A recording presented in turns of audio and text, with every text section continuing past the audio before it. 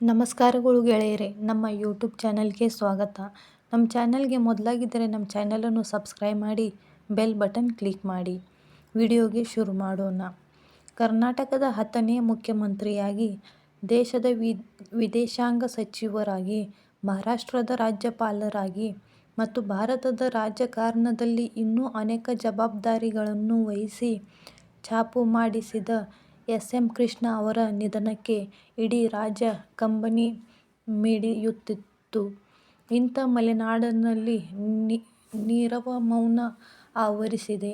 ಹೌದು, S. M. Krishna ಅವರು ತಮ್ಮ ವೈಯಕ್ತಿಕ ಜೀವನವನ್ನು ಶಿವಮೊಗ್ಗ ಜಿಲ್ಲೆಯ ತೀರ್ಥಹಳ್ಳಿ ತಾಲೂಕಿನ ಕುಡುಗಮಲ್ಲಿಗೆಯಲ್ಲಿ ಆರಂಭವಾಗಿತ್ತು.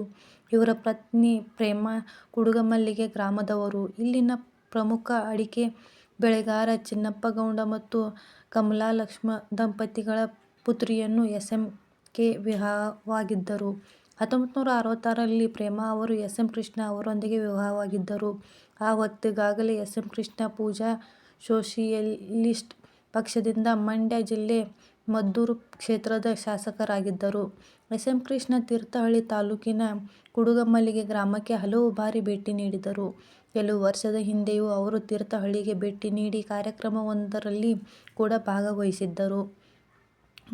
ವಯೋಸಹಜ ಕಾಯಿಲೆಯಿಂದ ಬಳಲುತ್ತಿದ್ದ ಎಸ್. ಎಂ. ಕೃಷ್ಣ ಅವರು ಬೆಂಗಳೂರಿನ ಸದಾಶಿವನಗರದ ನಿವಾಸದಲ್ಲಿ ನಿಧನರಾಗಿದ್ದಾರೆ. 1999ರಿಂದ 2004ರವರೆಗೆ ಕರ್ನಾಟಕದ ಸಿಎಂ ಆಗಿದ್ದರು. ಬಳಿಕ 2004ರಿಂದ 2008ರವರೆಗೆ ಮಹಾರಾಷ್ಟ್ರದ 19ನೇ ರಾಜ್ಯಪಾಲರಾಗಿದ್ದರು. ವಿದೇಶಾಂಗ ಸಚಿವರಾಗಿಯೂ ಸಹ ಕಾರ್ಯನಿರ್ವಹಿಸಿದ್ದಾರೆ.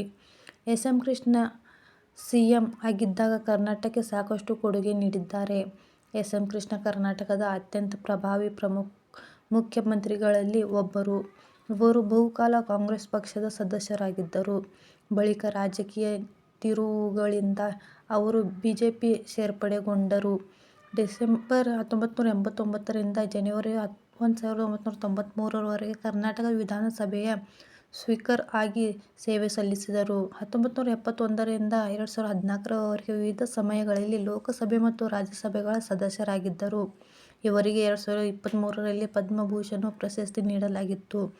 ಪಾಂಚಜನ್ಯ ಮಾತ್ರೆ ಮಾಡುವ ಮೂಲಕ ಕರ್ನಾಟಕದ ಮುಖ್ಯಮಂತ್ರಿಯಾದ ಎಸ್. ಎಂ. ಕೃಷ್ಣ ಅವರು ತಮ್ಮ ಕರ್ನಾಟಕದ ಅವಧಿಯಲ್ಲಿ ಕರ್ನಾಟಕಕ್ಕೆ ಸಾಕಷ್ಟು ಕೊಟ್ಟಿದ್ದಾರೆ. ಇಂತಹ ಹಲವು ಮಾಹಿತಿಗಾಗಿ ನಮ್ಮ ಚಾನಲನ್ನು ಸಬ್ಸ್ಕ್ರೈಬ್ ಮಾಡಿ, ಬೆಲ್ ಬಟನ್ ಕ್ಲಿಕ್ ಮಾಡಿ. Thank you for watching.